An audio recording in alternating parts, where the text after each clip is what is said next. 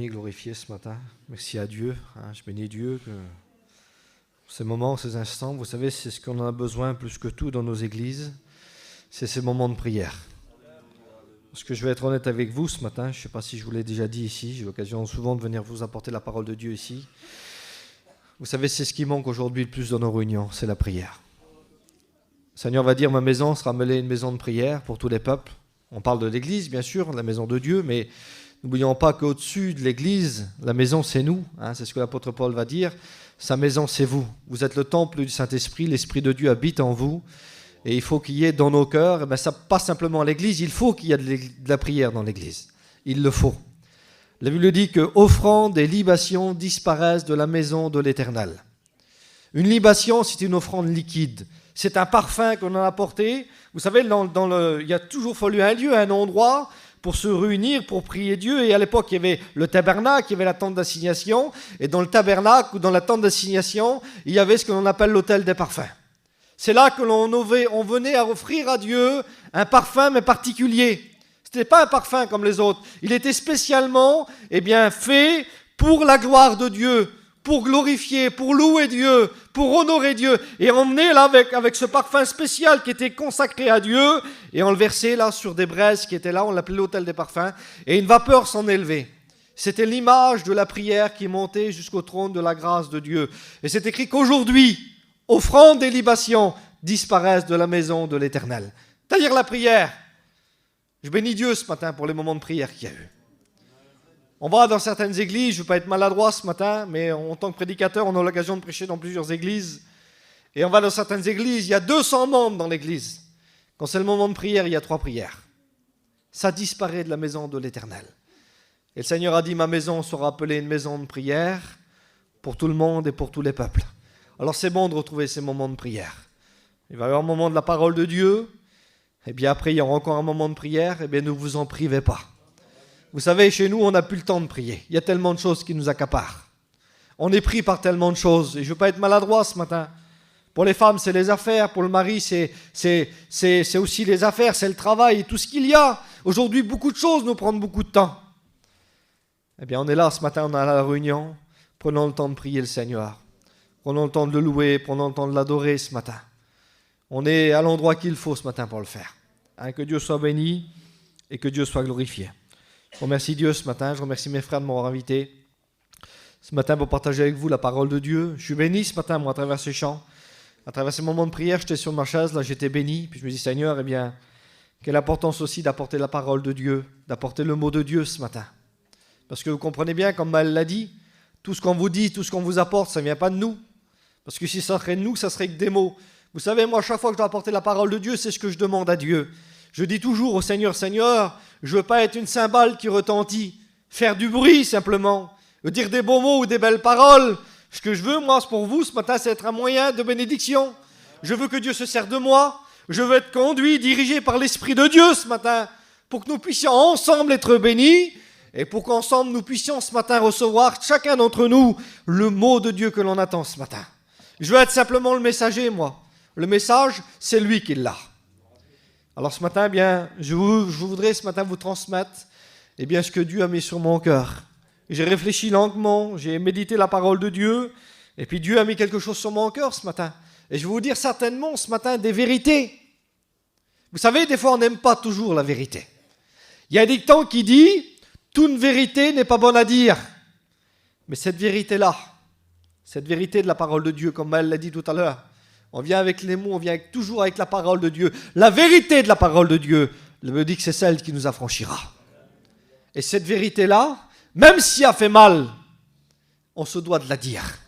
Même si ça fait mal, on se doit de la recevoir. Même si ça fait mal. Parce que la vérité, des fois, ça fait mal. Mais la vérité de la parole de Dieu, elle n'est pas là pour nous tuer. Elle n'est pas là pour nous mettre à mort.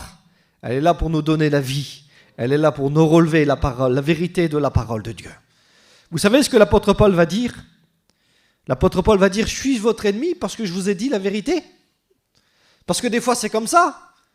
Maël a dit quelques mots, je ne vais pas revenir sur ce que Maël a dit, je ne suis pas responsable de l'église, si je suis responsable d'une église en Bretagne, moi. Et vos serviteurs de Dieu, eux, qui sont là, qui sont responsables, ils savent ce qu'ils ont à vous dire, et puis moi, j'ai rien à vous dire de plus. Et vous savez, des fois, aujourd'hui, je ne veux pas être maladroit ce matin, il semblerait qu'on ne peut plus reprendre les gens ou les chrétiens aujourd'hui. Parce que même si on le fait dans l'amour, on leur dit que la vérité de la parole de Dieu. Vous savez, un jour, je l'ai eu fait, moi. Parce que je suis responsable d'une église, parce que je suis responsable des fois de mission.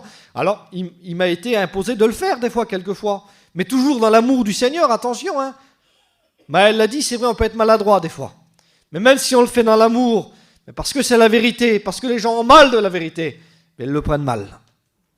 Et puis on n'est plus le bon pasteur. Parce que des fois on est le meilleur des pasteurs, on est celui qui prêche le mieux, on est le plus gentil, le plus spirituel.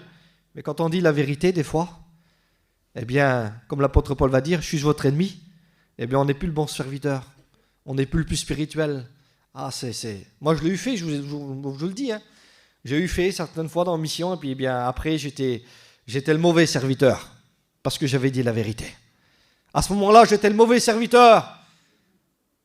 Je suis trop strict, j'ai été maladroit, j'aurais pas dû faire comme ça. Et vous savez ce qui s'est passé quelques mois après?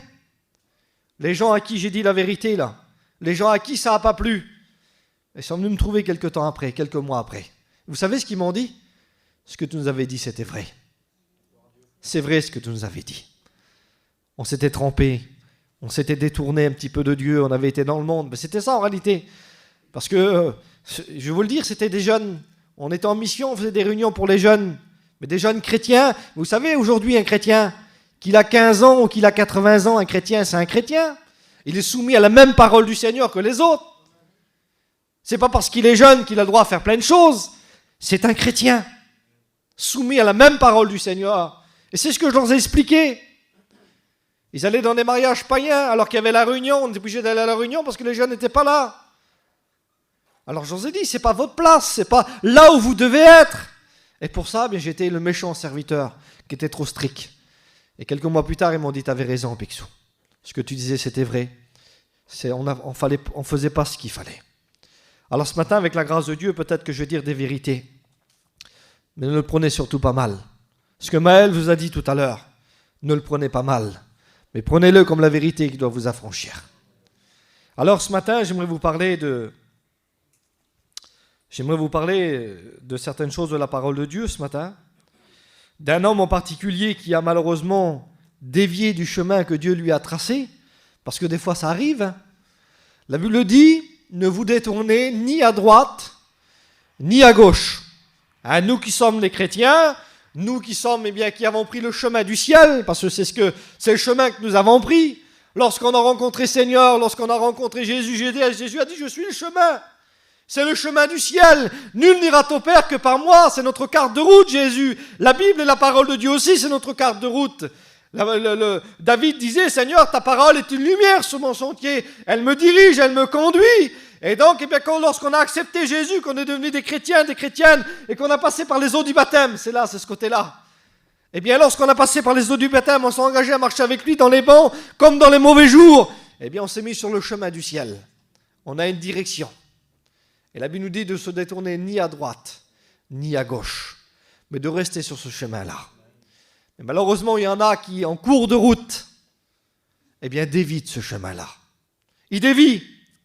Ils prennent, malheureusement, excusez-moi, la Bible dit qu'il y a deux chemins.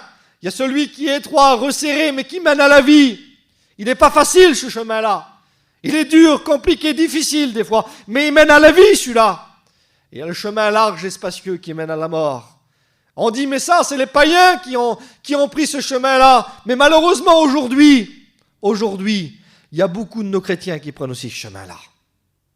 Il y en a beaucoup qui se détournent du chemin étroit et resserré et qui se détournent vers ce chemin-là qui est large et spacieux. Parce que pour eux, ils se disent que c'est beaucoup plus facile. Vous savez, ce matin, j'aurais pu vous parler des problèmes, des difficultés que le chrétien peut traverser à travers sa vie spirituelle, parce que c'est comme ça, il y en a. Hein. Il y a des déserts, il y a des luttes, il y a des combats. Job va dire le sort de l'homme sur la terre, c'est celui d'un soldat.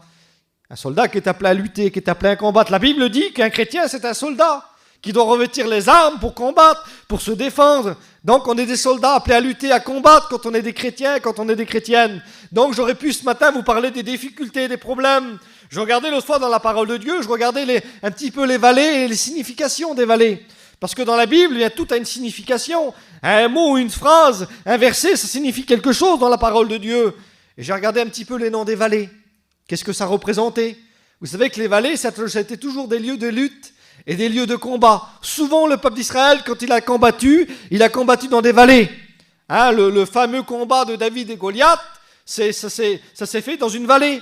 Ils étaient là, dans la vallée. Il y avait le peuple d'Israël d'un côté et le peuple philistin de l'autre côté. Ils se sont battus dans la vallée. Là. Le lieu de lutte et de combat, il était là.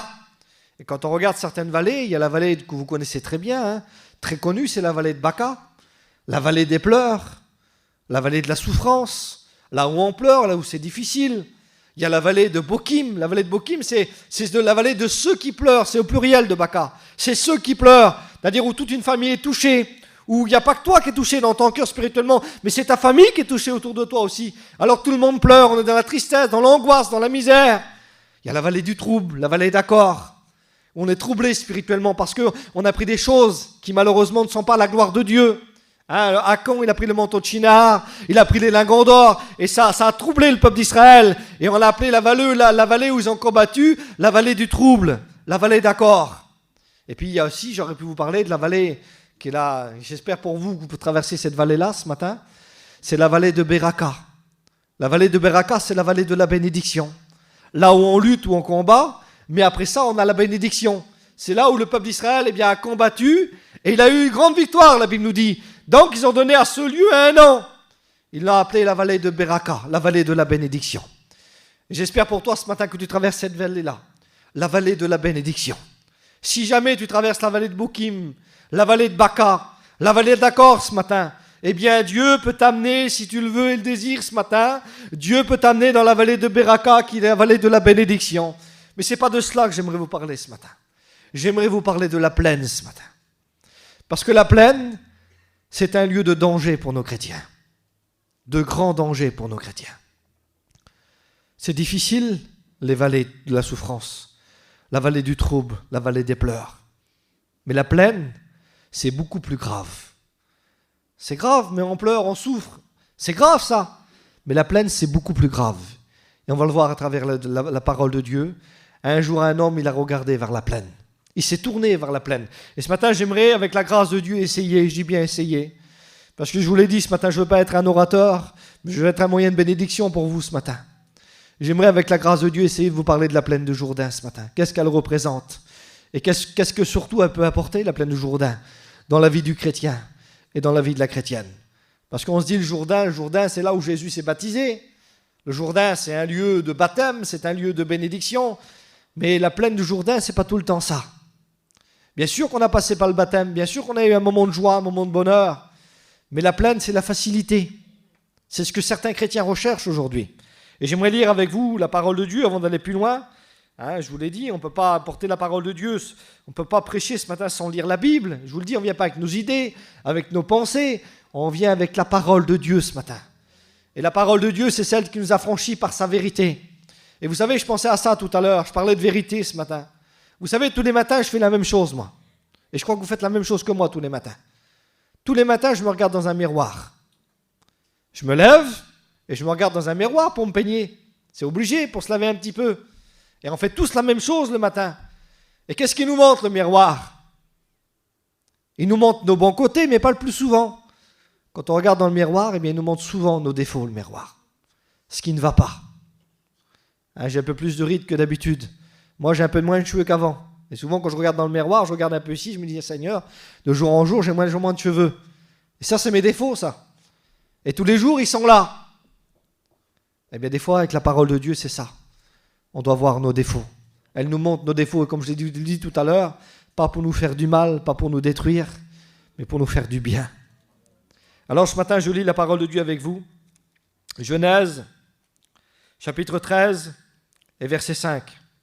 Lot voyageait avec Abraham. J'aimerais vous parler de Lot ce matin, le neveu d'Abraham. Lot voyageait avec Abraham. Et comme je vous ai dit tout à l'heure, quand on est un chrétien et une chrétienne, on est sur le chemin du ciel, sur le chemin que Dieu nous a tracé. Abraham, Dieu va l'appeler et Dieu va lui dire, eh bien Abraham, tu vas quitter ton pays, ta patrie, tout ce à quoi tu es attaché, et tu iras vers le pays que moi je te montrerai. Et le pays que Dieu lui a montré, c'est le lieu où il y a la pleine bénédiction. C'est le lieu de la bénédiction, c'est là où Dieu le veut. On va dire, eh bien, Canaan, c'est pour nous, aujourd'hui, c'est l'image du ciel pour nous. Dieu lui a donné une direction. Tu vas aller de là, Abraham, tu vas aller à Canaan, là-bas. Et la Bible nous dit qu'il est sur le chemin de la bénédiction. On va dire, je le mets au sens spirituel, il est sur le chemin du ciel. Et puis la Bible nous dit qu'avec lui, il y a son neveu qui s'appelle Lot. Et c'est écrit qu'il voyage avec lui. Donc, eh bien, à ce moment-là, Lot, il est sur le même chemin qu'Abraham. Il est aussi sur le chemin de la bénédiction. Il est aussi sur le chemin du ciel. Il prend la même direction, le même chemin, et puis les mêmes bénédictions. Il va à Canaan, la terre promise. Nous, la terre promise, c'est pas ici sur la terre. Hein. Nous, c'est dans le ciel, notre terre promise. Elle n'est pas sur la terre. Ne vous attachez pas aux choses de la terre, le Seigneur va dire. Parce que nous, notre trésor à nous, il est dans le ciel. C'est là notre récompense à nous, c'est le ciel. Et Lot, eh bien, il est avec Abraham, il est sur le chemin du ciel. Il est sur le chemin de la bénédiction. Il est là où il faut. Mais à un moment donné, la Bible nous dit, dans la parole de Dieu, ils ont tellement de bien, ces deux personnages-là. La Bible dit qu'Abraham était un homme qui était très riche, en or, en troupeaux, en argent. Tellement qu'ils étaient riches en troupeaux, c'est écrit qu'une contrée seule ne suffisait pas pour eux deux. Parce que Lot était aussi un homme qui était très riche et qui avait beaucoup de troupeaux. Et c'est écrit qu'à un moment donné, ça devenait trop petit pour eux deux là. Alors il va y avoir querelle entre les bergers d'Abraham et les bergers de Lot. Ils vont plus s'entendre entre eux. Il va y avoir de la discorde. Et à travers cette discorde-là, Abraham, qui est un homme de Dieu, il va dire à son neveu, il va dire, eh bien, ça ne va pas. Il ne faut pas qu'on soit comme ça. Il ne faut pas qu'il y ait de la discorde entre nous. Et puis ce matin, eh bien, je ne sais pas, moi, je viens souvent ici, mais l'église, je ne la connais pas, je ne connais pas tous les gens ici. Et puis vos cœurs, je ne les connais pas. Je ne sais pas, moi, s'il y a de la discorde. Ça arrive, malheureusement, que dans les églises, il y a de la discorde. Ça arrive. Moi, je vous dis, je suis responsable aussi d'une église, et ça arrivait qu'à un moment donné, dans l'église, il y a eu de la discorde. Et on a été obligé, bien, d'intervenir. Mais ça arrive qu'il y en ait. Et quand il y a de la discorde, eh bien, malheureusement, les gens se séparent. Mais ce n'est pas ce qu'il faut qu'il y ait dans nos églises. Il ne faut pas qu'il y ait séparation. Il va y avoir discorde là, et il va y avoir séparation. Mais il ne faut pas qu'il y ait séparation. Il faut qu'il y ait de l'union et de la réconciliation. Surtout pas de séparation. Parce que les gens, souvent, c'est comme ça. Ben, si c'est comme ça, j'irai dans une autre église alors. On croit trouver mieux ailleurs, et on croit que, je ne sais pas moi, qu'ailleurs, eh bien, le pasteur sera d'accord avec nous. C'est ce qu'on croit des fois. On recherche des fois, vous savez ce que certains chrétiens recherchent? Un pasteur qui va être d'accord avec lui, qui va dire la même chose que lui. Eh bien, moi, je vous dirais que la vérité de la parole de Dieu. Si c'est contraire à la parole de Dieu, eh bien, excusez-moi, si l'autre pasteur en face, là-bas, c'est pas un déboussolé, à moins qu'il soit déboussolé, parce que des fois, ça arrive aussi, eh bien, il vous dira la même chose que l'autre pasteur, logiquement. Si l'autre pasteur vous a conseillé selon la parole de Dieu, il devra vous conseiller selon la parole de Dieu. Mais des fois, on recherche ça. On recherche un pasteur qui soit d'accord avec nous. Eh bien, il ne faut pas ce que l'on recherche. Hein. On doit rechercher la vérité de la parole de Dieu. Et je me répète, il ne faut pas qu'il y ait, s'il y a discorde, il ne faut pas qu'il y ait séparation. La Bible dit, n'abandonnez pas votre assemblée. Changer d'église, ça ne changera rien. Ce qu'il faut, c'est une réconciliation. Dans l'amour, c'est ce que Dieu veut. Et là, il y a querelle. Il y a querelle, mais il y a aussi séparation. Il va dire, Abraham, il va dire, voilà. Il va dire, ça ne va plus. La contrée est trop petite, les troupeaux deviennent trop considérables, il faut qu'on se sépare. Alors, si tu vas à droite, moi j'irai à gauche. En réalité, c'est le plus ancien qui donne, eh bien, aux plus jeunes le choix. Ça aurait dû être le contraire. Lot aurait dû, par respect pour son oncle, il aurait dû lui dire, non, toi, choisis où tu dois aller. Mais excusez-moi, mais Lot, lui, je vais dire peut-être comme ça, un peu plus résémène, il va dire, eh bien, il va pas laisser son oncle choisir, c'est lui qui va choisir. Abraham va lui dire, si tu vas à droite, j'irai à gauche, si tu vas à gauche, j'irai à droite. Et là, la Bible nous dit qu'il va faire quelque chose, Lot. La Bible dit que Lot va lever les yeux et il va regarder. C'est écrit ici, regardez. Verset 10. Genèse chapitre 13, verset 10.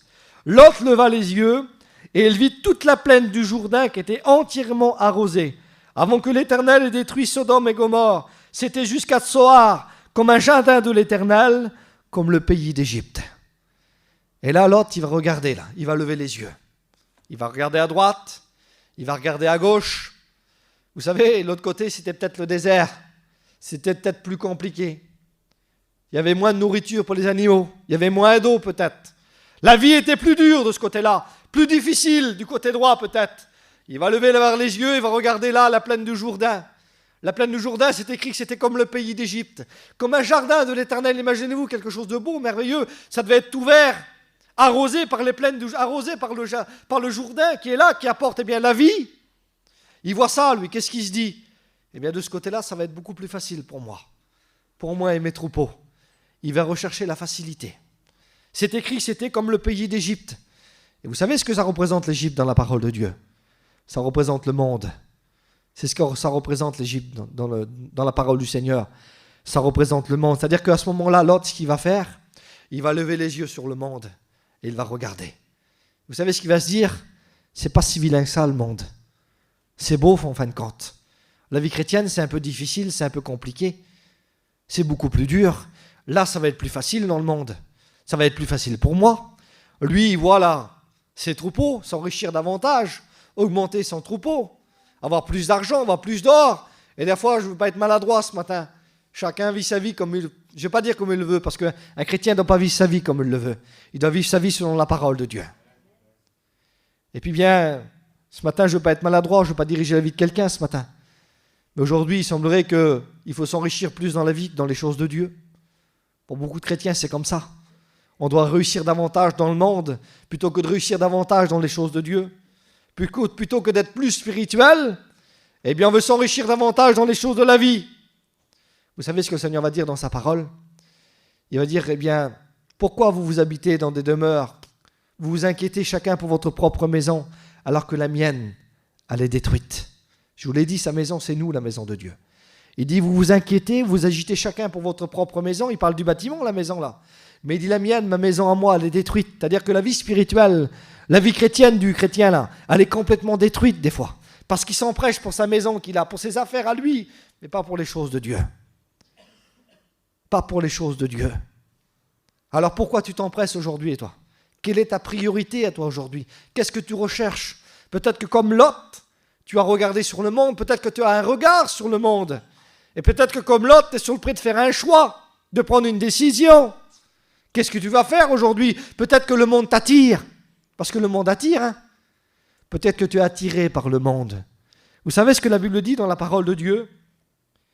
1 Jean chapitre 2 verset 15. N'aimez point le monde, ni les choses qui sont dans le monde. N'aimez point le monde, ni les choses qui sont dans le monde. Mais malheureusement, beaucoup de nos chrétiens aujourd'hui aiment le monde.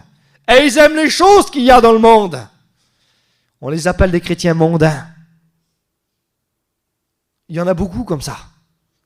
On les voit faire. Eh bien, ils sont, je sais pas moi, on les voit qu'ils aiment le monde plutôt que les choses de Dieu. Et ils finissent des fois malheureusement parce qu'ils aiment le monde, parce que le monde les attire, parce qu'ils ont levé le regard vers le monde, eh bien ils y vont dans le monde. C'est ce que Lot va faire. Lot va faire un choix. Il va regarder la plaine du Jourdain. La plaine du Jourdain, c'est le monde, la facilité, c'est l'enrichissement, eh bien dans les choses de la vie. Il va regarder là, ça va être beaucoup plus facile pour moi ici. Là-bas, c'est le désert, c'est plus compliqué. Abraham, il va le prendre, lui. Eh bien, au lieu de rester sur le chemin de la bénédiction, au lieu de rester sur le chemin du ciel, il va prendre le chemin de la plaine du Jourdain. Et je vous l'ai dit, c'est grave de prendre ce chemin-là. Il y a des conséquences terribles à prendre ce chemin-là. Il y a de grandes conséquences. Et puis, il prend la direction là. C'est écrit ici, verset 12, « Abraham habita le pays de Canaan. » Ça, c'est le ciel, ça, c'est la bénédiction. Ça, c'est là où on doit demeurer, dans la bénédiction de Dieu, dans la maison de Dieu, dans les pays que Dieu nous a préparés. C'est là où on doit demeurer, c'est là où on doit habiter. C'est écrit, eh bien, Abraham habita dans le pays de Canaan, et Lot habita dans les villes de la plaine. Il dressa ses tentes jusqu'à Sodome. Et regardez ce qui est écrit sur Sodome. Les gens de Sodome étaient méchants et de grands pécheurs devant l'Éternel. Sodome et Gomorrhe, c'était des villes de péché. Le monde, c'est le péché. Dans le monde, ce sont des grands pécheurs devant l'Éternel et ce sont des gens méchants.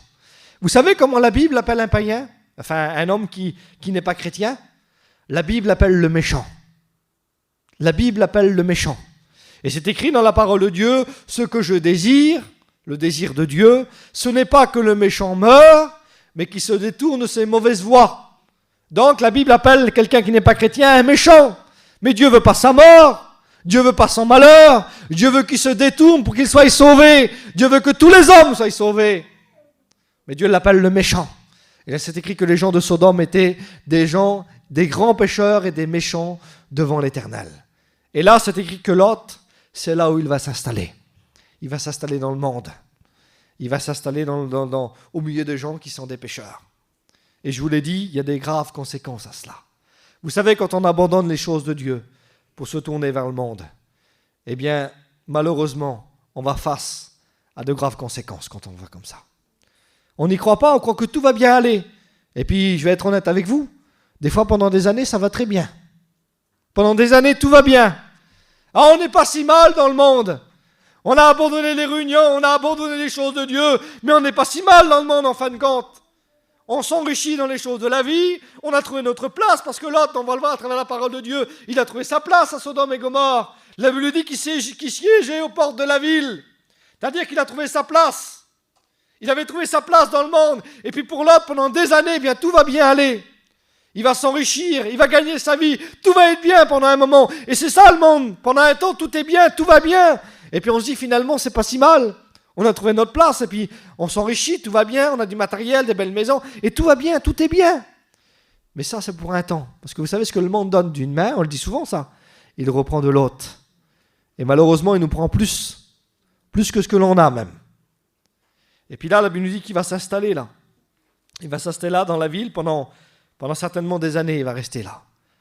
À Sodome et à Gomorrhe. Et tout va bien, je me répète, pendant un temps. Mais la Bible le dit dans la parole de Dieu, je vous ai dit, ça représente le monde. Et c'est écrit dans Ésaïe chapitre 13, verset 11, où Dieu dit, « Je punirai le monde. Je punirai le monde. » Et c'est ce que Dieu va faire pour Sodome et Gomorrhe. La Bible nous dit qu'un jour, le Seigneur va venir à la rencontre d'Abraham. Il va venir à la rencontre d'Abraham, il va dire, je ne vais pas cacher à Abraham ce que je vais faire. Je vais lui révéler ce que je vais faire pour Sodome et Gomorrhe. Et vous savez, eh bien nous, on sait ce qui va se passer sur la terre. Je punirai le monde. On sait ce qui se passera pour les gens qui sont dans le monde. Vous êtes des chrétiens, des chrétiennes, vous appartenez à Jésus, vous avez écouté la parole de Dieu depuis des années. Vous savez ce qui est réservé au monde. La Bible dit que ce monde-là sera roulé comme un manteau. La Bible dit que la terre est réservée pour le feu et le soufre.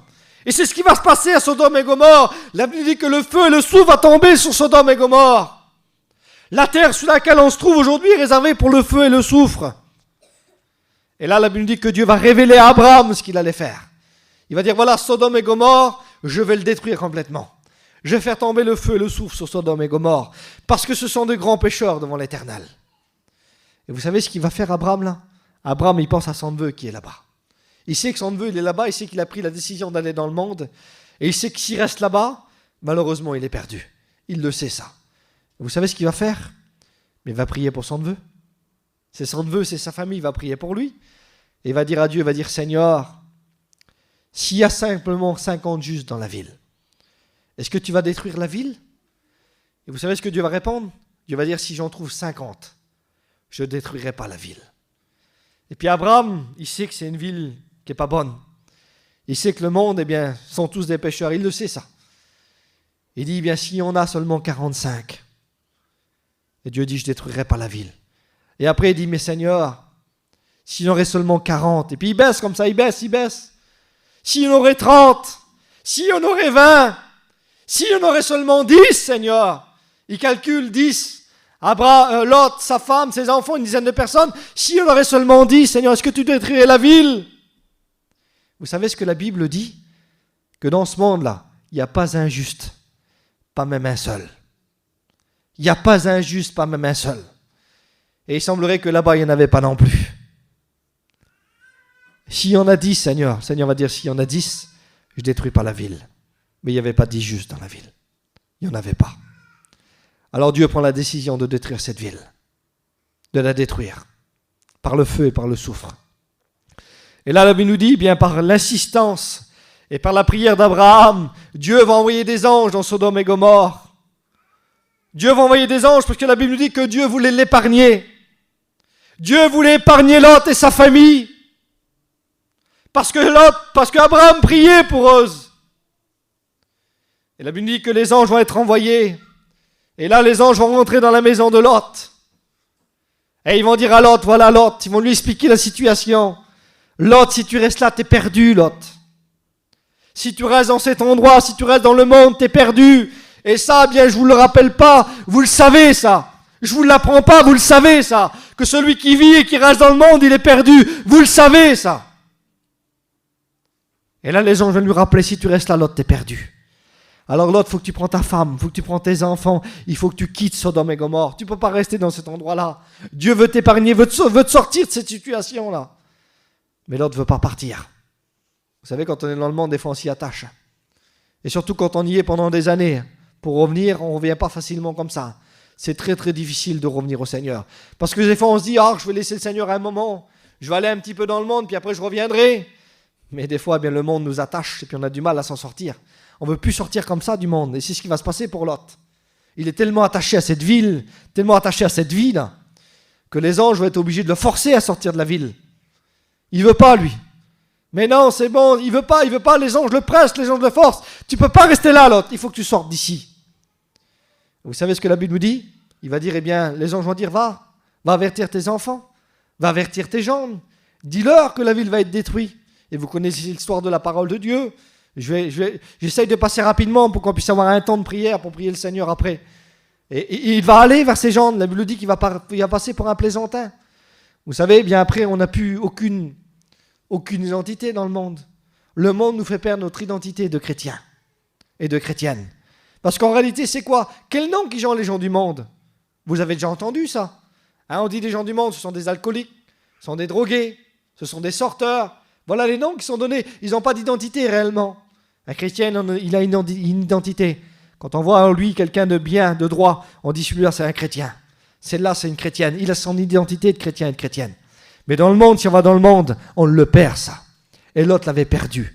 Il n'avait plus aucune crédibilité. Il va paraître pour un plaisantin. Et là, la Bible nous dit que le soleil va se lever, c'est l'aube. Et puis là, les anges sont obligés de prendre Abraham par la main et le sortir de force de la ville. Et puis Abraham va sortir de la ville, Lot, excusez-moi, je passe vite. Les anges vont l'obliger à sortir de la ville. Il va sortir de la ville parce que Dieu voulait l'épargner. Il va être sauvé quand même, Lot. Mais à quel prix il va être sauvé ? À quel prix il va être sauvé ? Parce qu'en réalité, vous savez ce qu'il va laisser derrière lui ? Lot va sortir de la ville, il va être sauvé, mais il va laisser derrière lui sa femme et ses enfants. Vous savez, si on fait le choix d'aller dans le monde, d'abandonner Dieu et d'aller dans le monde, malheureusement derrière vous, vous laisserez vos enfants. Vous laisserez même vos maris, vous laisserez même vos femmes derrière vous. Parce que c'est ce qui se passe, le monde vous prendra tout. Le monde vous prendra tout. Parce que des fois, on est rétrograde pendant des années. On élève nos enfants dans les choses du monde. On les élève pendant des années dans les choses du monde, parce que c'est le choix qu'on a fait. On a fait le choix de laisser Dieu pour aller dans le monde. On devient ce qu'on appelle un rétrograde. On abandonne Dieu, puis on grandit dans le monde, on élève nos enfants dans le monde. Et puis nous, à un moment donné, au bout de quelques années, de nouveau le Seigneur nous appelle, le Seigneur nous rappelle dans nos cœurs. Il nous dit, il faut que tu sortes du monde, il faut que tu reviennes à moi, c'est ce que l'on fait. On rencontre de nouveau le Seigneur, puis on revient à Dieu. On revient à l'église, on redevient un chrétien. Et malheureusement, derrière nous, on a laissé nos enfants parce qu'on les a élevés dans le monde. Parce qu'eux ne veulent plus sortir du monde. Eux restent dans le monde. Donc, en prenant cette décision-là, Lot, en prenant la décision de regarder par les plaines du Jourdain, de s'y installer, d'aller dans le monde, malheureusement, il a laissé derrière lui sa femme et ses enfants. Vous connaissez l'histoire, hein ? Sa femme va se retourner, il y a tellement d'attaches. Puis c'est normal qu'elle se retourne. Il y a ses enfants là-bas qui sont restés. Ces enfants qui sont perdus, elle se retourne, la Bible dit qu'elle est transformée en statue de sel, elle va mourir aussi à ce moment-là, elle. Parce que Dieu va dire, ne regardez pas en arrière. Ne regardez pas en arrière. Vous savez ce que la Bible dit aussi sur le sujet de regarder en arrière pour un chrétien ? Que celui qui regarde en arrière n'est pas digne du royaume de Dieu. Parce qu'il y a des chrétiens qui regardent en arrière. Hein. On était bien dans le monde avant. Le peuple d'Israël a dit ça. Le peuple d'Israël a dit, retournons en Égypte. Et parce qu'ils ont dit ça, ils ont tourné en rond pendant 40 ans dans le désert. Vous savez que le peuple d'Israël n'a pas mis 40 ans pour arriver à Canaan. Hein. Ils n'ont pas mis 40 ans au départ. Ils ont traversé la mer Rouge, etc. Là. Et puis en quelque temps, ils sont arrivés bien à la frontière du pays de Canaan, là où Dieu les voulait. Ils sont arrivés à la frontière. Ils y étaient presque arrivés. La Bible dit que Moïse a envoyé des espions, vérifier le pays, là, comment qu'il était. Et la Bible dit que 10 d'entre eux vont dire « Ah là là, c'est même pas la peine, on ne peut pas rentrer dans ce pays-là. » Ça ne va pas être facile. C'est facile, hein. Il y a des géants, les luttes, les combats vont être grands. Hein. On ne pourra pas. Et puis 2 autres vont dire, bien si on y va, le Seigneur est avec nous, on aura la victoire. Et parce que les autres, la majorité a fait le choix de faire demi-tour, ils ont erré pendant 40 ans dans le désert, à cause de cela, d'une mauvaise décision, d'un mauvais choix. Retournant en Égypte, il y a des conséquences à cela. Et la conséquence, pour l'autre, c'était de perdre sa femme et ses enfants. Alors je ne veux pas être maladroit ce matin, mais si vous faites ce choix-là, je ne sais pas pourquoi Dieu a mis ce message-là sur mon cœur ce matin. Parce qu'aujourd'hui, beaucoup trop de nos chrétiens regardent vers les plaines du Jourdain. Beaucoup trop de nos chrétiens, malheureusement, font le choix d'aller dans le monde, de lâcher la main du Seigneur, de se détourner du chemin que Dieu leur a tracé. Et après quelques années, ils reviennent, mais les enfants restent là-bas dans le monde. Et puis, excusez-moi l'expression, malheureusement, ils sont perdus. Et c'est nous qui les avons amenés là. Ils n'ont pas été tout seuls, hein. C'est l'autre qui les a amenés là-bas. C'est lui qui les a amenés dans le monde. J'ai écouté l'autre jour un homme, un chrétien de l'église de chez moi là-bas, Saint-Brieuc. Il disait, Picsou, mes enfants aujourd'hui sont dans le monde, c'est de ma faute à moi. C'est moi qui les ai élevés comme ça. Il dit, j'ai appris mes enfants à fumer de la drogue. Il fumait de la drogue avec ses petits, lui. Et puis je vous le dis, c'était quelqu'un de baptisé, qui avait lâché la main de Dieu. Pendant des années, il a resté dans le monde, dans la misère, dans les plaines du Jourdain. Il a resté dans Sodome et Gomorrhe. Il a élevé ses enfants en fumant de la drogue, en buvant de l'alcool. Et d'aujourd'hui, je m'en veux parce que j'ai laissé mes enfants dans le monde. C'est moi qui les ai appris à faire ça. Aujourd'hui, c'est un chrétien, lui, il vient à la réunion, mais il les a laissés derrière lui. Les conséquences sont graves, très graves même. Alors ce matin, si vous êtes des bons chrétiens qui sont sur la voie du Seigneur, restez sur ce chemin-là. Mais peut-être que ce matin, certains de nos chrétiens parmi nous, ce matin, peut-être qu'ils ont regardé un petit peu dans le monde, qu'ils ont levé les yeux vers le Jourdain, là, dans les plaines du Jourdain, et qu'ils se sont dit, le monde, c'est pas si mal. C'est pas si vilain que ça, le monde, en fin de compte. Mais la Bible nous dit, n'aimez pas le monde, ne l'aimez pas. Ni les choses qui sont dans le monde. C'est pas compatible avec les choses de Dieu. Élie va dire, au peuple d'Israël, jusqu'à quand battrez-vous des deux côtés? Faites un choix. Jusqu'à quand battrez-vous des deux côtés? Jusqu'à quand? On ne peut pas servir de maître. Peut-être que tu as un pied dans les choses de Dieu et un pied dans le monde. Ça ne se voit pas ici ce matin. Parce qu'on ne le voit pas, des fois ça se passe là, dans le cœur. Là. On ne le voit pas, on ne le montre pas. On ne le montre pas au pasteur, on ne le montre pas à l'église. On ne le montre pas à sa compagne, à son compagnon, on ne le montre pas des fois à ses enfants. Mais c'est là, c'est dans le cœur là. Alors on peut tromper tout le monde, mais on ne peut pas tromper Dieu. Parce que Dieu voit tout et Dieu sait tout. La Bible dit que l'œil de Dieu parcourt la terre. Et le frère a dit tout à l'heure, que Dieu sonde les cœurs et les reins. Il connaît tout, il sait tout de nous. Il voit ce qu'il y a au plus profond de nous-mêmes. Et il voit ce qu'il y a dans nos cœurs. Dieu voit ce qu'il y a dans ton cœur ce matin. Et si peut-être, dans ton cœur, tu as levé les yeux vers les plaines du Jourdain, je te demande, moi, de baisser les yeux, de faire demi-tour sur toi-même et de suivre le chemin de la bénédiction. De suivre l'ancien là-bas. L'ancien là, celui qui a reçu de Dieu, celui qui a reçu l'appel de Dieu, celui qui a reçu la direction de Dieu, il faut le suivre à lui. Et vous savez, ce matin, je ne veux pas être maladroit avec vous. La Bible dit que l'ancien, c'est le pasteur de l'église. Je ne sais pas pourquoi je dis ça ce matin, mais je vous le dis quand même. L'ancien, c'est le pasteur de l'église. Et des fois, les conseils du pasteur, on ne veut pas les recevoir. On ne veut pas les écouter. On ne veut pas, je vous l'ai dit, je me répète, je l'ai dit au départ tout à l'heure. On ne veut pas les écouter. Combien de fois on est venu vers nous? Mais il a dit tout à l'heure, vous avez besoin de réponses, vous avez besoin de conseils, venez nous voir, on va vous parler. Souvent, moi, des chrétiens sont venus me voir. Picsou, voilà, qu'est-ce que je devrais faire ça ou est-ce que je devrais faire ça? Qu'est-ce que je dois faire? Je me trouve dans telle situation. Qu'est-ce que je dois faire? Je l'ai conseillé selon la parole de Dieu. Voilà ce que tu dois faire. Voilà ce que la Bible dit. Malheureusement, vous savez ce qui se passe? Souvent, ils n'écoutent pas nos conseils. Ils n'écoutent pas ce qu'on dit. Ils ne nous suivent pas. Ils prennent une autre direction. Et qu'est-ce qui s'est passé aujourd'hui? Qu'est-ce qui se passe aujourd'hui? Aujourd'hui, ils ne sont plus dans l'église. Aujourd'hui, ils sont dans le monde. Ils sont dans le monde aujourd'hui. Une fois, une jeune fille me posait une question. Elle a dit, Picsou, voilà, je fréquente avec un chrétien, avec un garçon qui n'est pas du tout chrétien. Qu'est-ce que je dois faire? Une bonne petite chrétienne de l'église de chez nous. Là.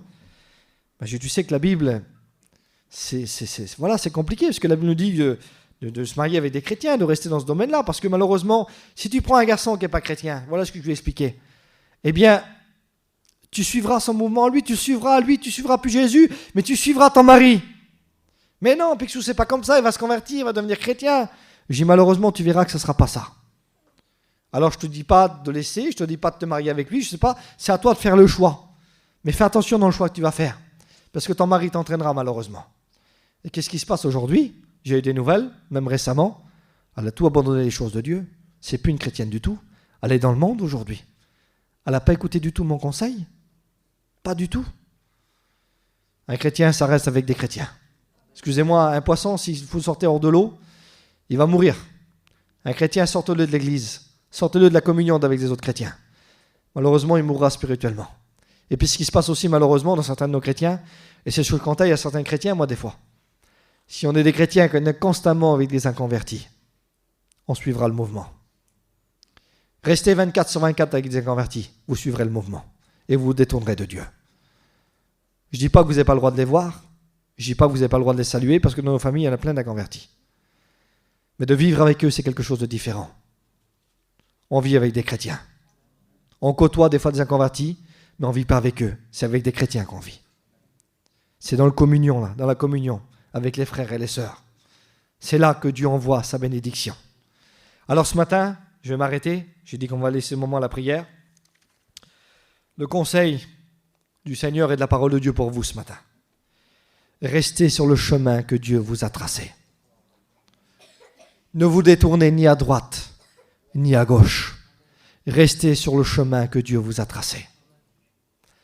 Alors ce matin, peut-être que dans ton cœur, tu as peut-être fait le choix de dire comme le peuple d'Israël, je vais retourner en Égypte. C'était plus facile. C'était plus facile. Pourtant, eh bien, dans le désert, là où ils étaient, il y avait la présence de Dieu. Hein. Et en plus, la présence de Dieu, nous aujourd'hui, on la ressent, la présence de Dieu. Eux, la présence de Dieu, elle était visible. On la voyait. Ils voyaient la présence de Dieu descendre sous le tabernacle, sous la tente d'assignation. On appelait ça la Shekinah. Ils voyaient la présence de Dieu les diriger la journée par une colonne de fumée, la Bible nous dit. Et le soir, les réchauffer par une colonne de feu.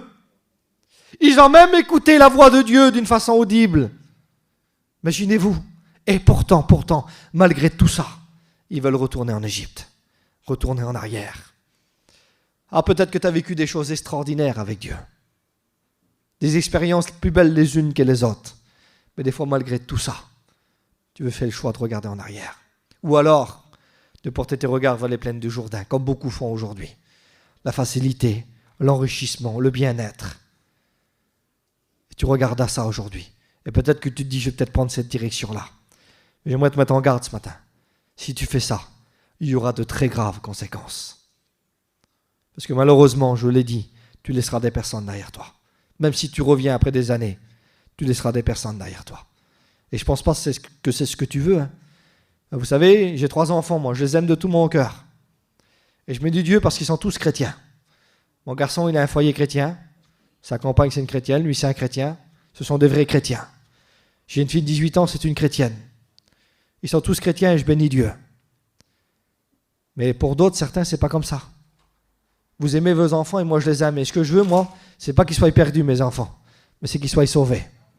Et je crois que c'est ce que vous voulez aussi, je crois. Et bien, c'est pour ça qu'il faut faire les bons choix. Il faut prendre les bonnes décisions. Il ne faut pas se laisser, comment je pourrais dire, moi? Il ne faut pas se laisser attirer par l'ennemi, par les choses du monde. Il ne faut pas se laisser attirer par ça. Combattez ces choses-là et restez dans la main de Dieu. Restez sur le chemin que Dieu vous a tracé. Là-bas, c'est le chemin de la bénédiction. C'est là où il va dire à Abraham, Abraham, lorsque tu seras dans ce pays-là, je ferai de toi une grande nation. Tu seras un moyen de bénédiction pour les autres.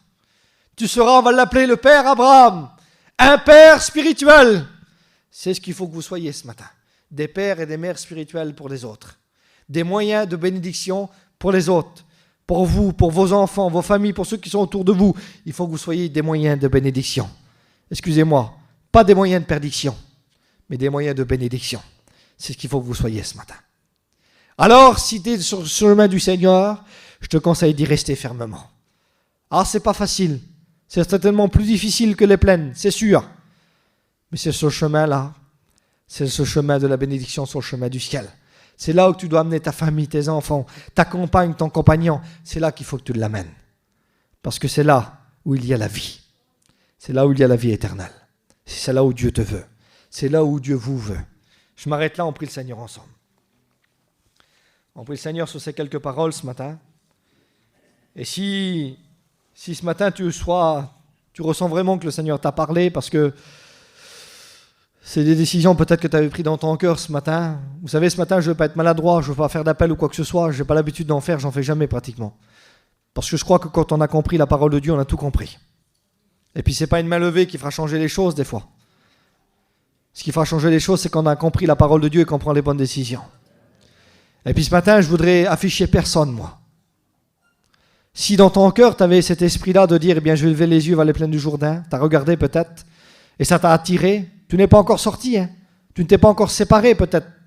Tu es toujours peut-être sur le bon chemin, mais tu as levé les yeux, tu as regardé, ça t'a attiré, et tu te dis, bien, c'est peut-être pas si mal, au fin de compte.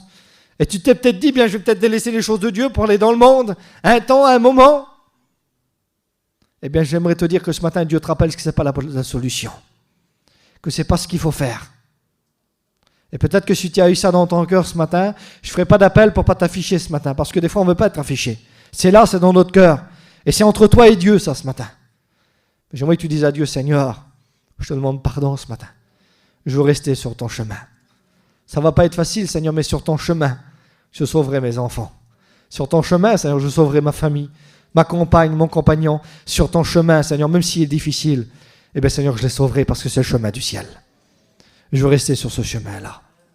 Vous voulez bien qu'on prie le Seigneur ensemble? On a une demi-heure devant nous pour prier le Seigneur. Je vous le dis, c'est pas de trop. C'est pas de trop. On vient à la réunion, Seigneur, on prie 2 minutes, je ne sais pas ce que je vais dire. Bien, prie pour ceux qui t'entourent. Prie pour tes enfants. Prie pour eux ce matin. Remercie le Seigneur de t'avoir placé ici ce matin dans cette réunion. Remercie le Seigneur d'avoir écouté la parole de Dieu. Remercie le Seigneur simplement d'être là ce matin. Moi, c'est ce que je dis souvent dans mes prières. Seigneur, merci parce que tu me permets d'être là, dans la réunion, à l'écoute de ta parole. Seigneur, merci ce matin. Tu ne sais pas quoi dire à Dieu, dis-lui merci simplement ce matin. Mais parle-lui ce matin. De tout ton cœur, parle-lui ce matin. Et je vous le dis, on a une demi-heure devant nous, c'est pas de trop. C'est pas de trop du tout. Des fois, on se dit, Seigneur, 1 heure de prière, c'est de trop. Non, c'est pas de trop. Des fois, moi, à Saint-Brieuc, je laisse 1 heure de prière. 40 minutes de prière. Et puis je vois quand on laisse le temps aux chrétiens de prier, ils le font. Parce que des fois on est maladroit aussi dans nos réunions. Excusez-moi, on chante trop de cantiques. On est trop lent des fois même dans la parole de Dieu. Bien que la Bible c'est le plus important, mais des fois on est aussi trop lent dans la parole de Dieu. Il faut rester équilibré. Et des fois, on laisse pas assez de temps à la prière. Mais ce matin on a le temps, on a une demi-heure de prière là. Profitons-en pour s'adresser à Dieu. Notre Dieu qui nous entend, qui nous voit, qui écoute. Il a dit au peuple d'Israël, il a dit à Moïse, Moïse, j'ai vu la souffrance de mon peuple. Dieu voit, Dieu nous voit ce matin. J'ai entendu leurs cris. Oui, Dieu entend ce matin. Et je suis descendu. Eh bien, Dieu est descendu ce matin de son ciel de gloire. Et il est parmi nous ce matin. Il te voit, il t'entend ce matin, et il est au milieu de nous ce matin pour te bénir. Et pour te sortir de certaines situations. Alors, priez le Seigneur. Je prie le Seigneur avec vous. Je vous engage dans la prière. Et après, priez le Seigneur. Que Dieu soit béni. Nous te rendons grâce et gloire ce matin, Seigneur. Moi, te dire merci. Merci pour le conseil de ta parole. Je bénis ton nom ce matin, Seigneur. Merci pour la grâce que tu nous fais d'être là ce matin, dans cette réunion. De partager ces moments, de partager ces instants, Seigneur. On ne veut pas se priver de ça, Seigneur. C'est notre nourriture ce matin, ta parole. Les choses de Dieu sont notre nourriture, Seigneur. Tu as dit, Seigneur, aux apôtres, ma nourriture, c'est de faire la volonté de celui qui m'a envoyé. Eh bien, la nourriture du chrétien, Seigneur, c'est d'être là ce matin, d'être à l'écoute de ta parole, de la recevoir dans son cœur, C'est ça la nourriture du chrétien. Et nous sommes venus ce matin se nourrir, Seigneur, de tous tes bienfaits que nous accordes dans nos vies. Je bénis ton nom, Seigneur, ce matin. Nous voulons obéir à ta parole. Nous ne voulons pas, Seigneur, ce matin, Seigneur, contredire ta parole. Mais nous voulons l'accepter, Seigneur, ce matin, dire oui, amen à ta parole. Je te loue, Dieu puissant. Bénis ton Église ce matin, mes frères, mes sœurs qui sont là. Bénis-les pleinement dans ta grâce. Si pour certains c'est difficile, Seigneur, tu nous as rappelé que dans la difficulté, dans le problème, dans la lutte, c'est pas toujours facile le chemin de Dieu. Mais c'est le chemin du ciel, c'est le chemin de la bénédiction, c'est le chemin du salut pour nous et pour ceux qui nous entourent, Seigneur. Et puis tu as voulu rappeler à ton Église, Seigneur Dieu, ce matin que le chemin du monde, c'est la perdition. Et c'est pas là qu'il faut qu'ils soient. C'est pas là que tu les veux. Tu les veux à Canaan, tu les veux dans le ciel, Seigneur. Alors bénis pleinement ton Église et qu'à toi soit toute la gloire, Seigneur. Merci Jésus. Amen. Priez le Seigneur et que Dieu vous bénisse.